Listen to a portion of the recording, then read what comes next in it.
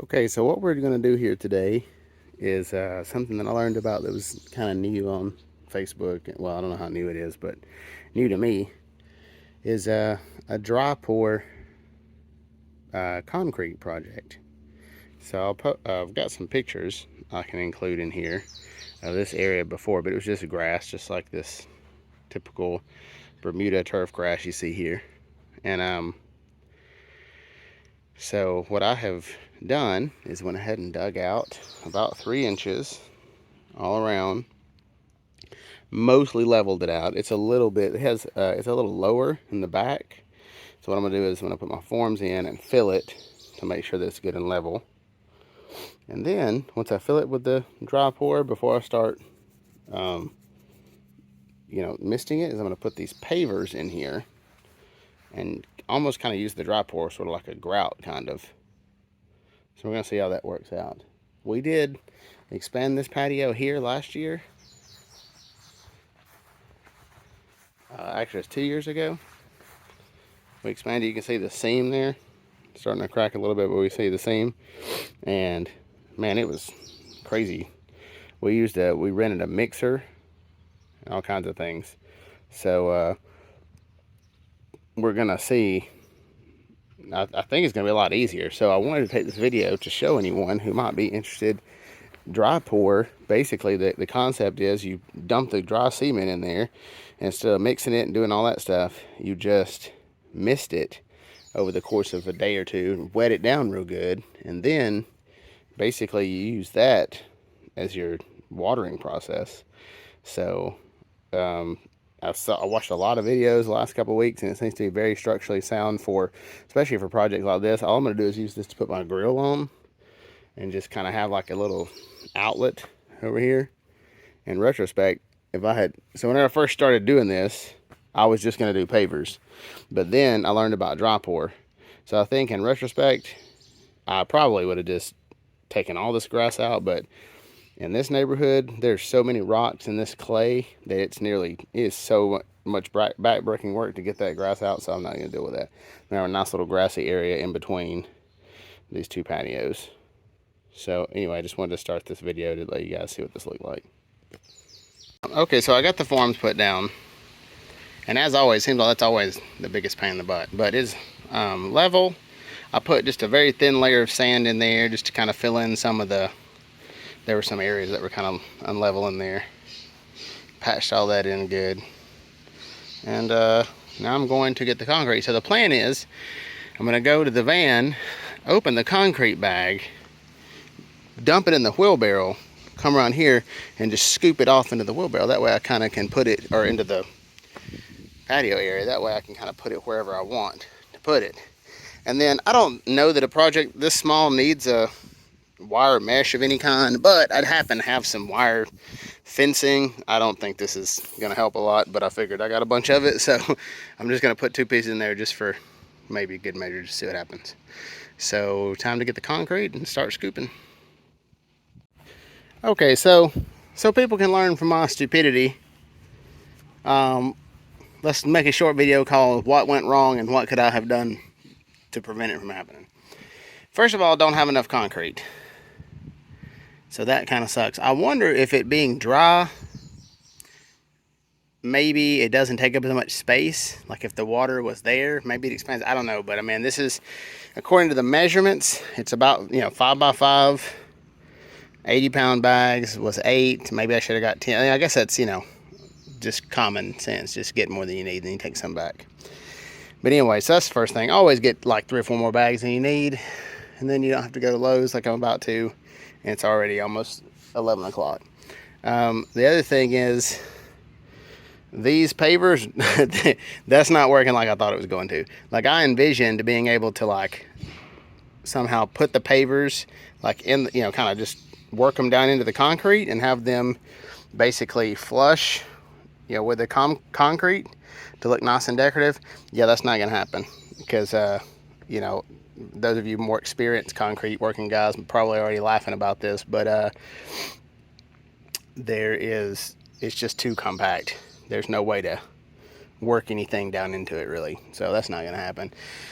And then the third thing is, I realized I didn't get I got 4 2x4s, but I did not get a one long enough to screed back and forth to level this all out. So even if I did have enough concrete, which clearly I don't, but if I did, then I wouldn't have enough, I wouldn't have a board to screed back and forth. So I'm taking all these pavers and this sand, what's left of the sand, back to Lowe's.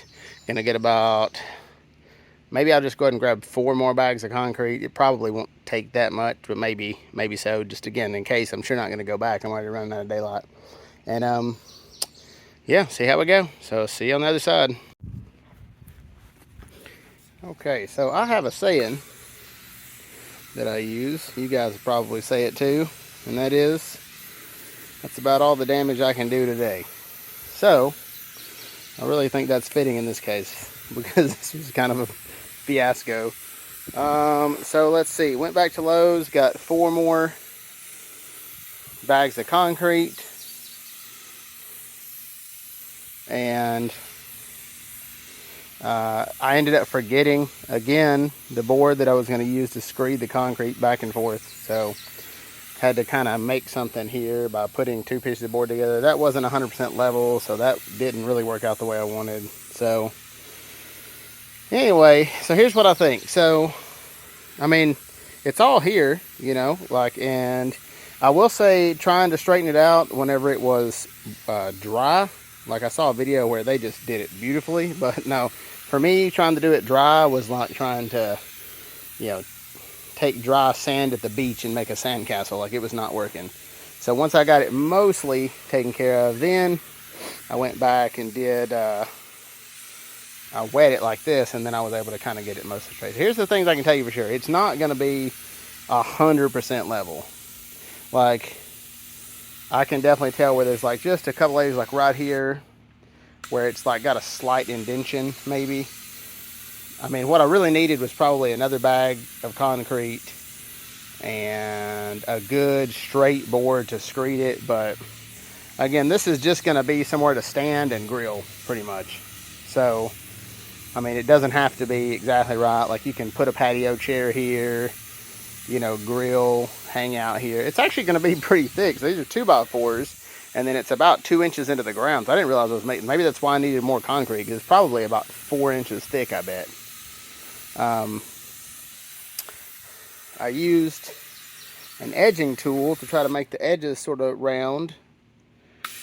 That didn't go super great, because in some areas it's kind of like, again, like trying to fool around with sand at the beach. So in some areas it caused the edges to start cracking a little bit, so then I had to kind of smush that back in place, exactly like you would a sandcastle if you were trying to build a sandcastle at the beach. So now I'm just gonna soak it down like this. Oh, another thing I did was I forgot to put the stupid screening in there, so that's another goof up on my part. But the cool thing is, the concrete that I got is the crack resistant Pro Finish. So this actually has little fibers in it, which funny, you can actually see them, little small fibers, and that is supposed to reduce cracking. And I figured this is really isn't going to be a high traffic area, just for grilling and maybe hanging out. I'm not super concerned about that, but I guess the biggest tips are just take your time, and I try to really think out things and be prepared. But whenever I get frustrated, sometimes I overlook things or I get in a hurry. So just don't do that. Draw your plans out like you need them, and that way you don't do goofy things like forget your screeding board or forget this wire mesh. Anyway, so now the key is you just soak it in, and it dries, and you just do this several times throughout the day, about every hour. First time you do it on mist like this, then you move from mist to full-on watering. I'm putting a good bit of water around the edges because I figured I could go ahead and soak around this edge here.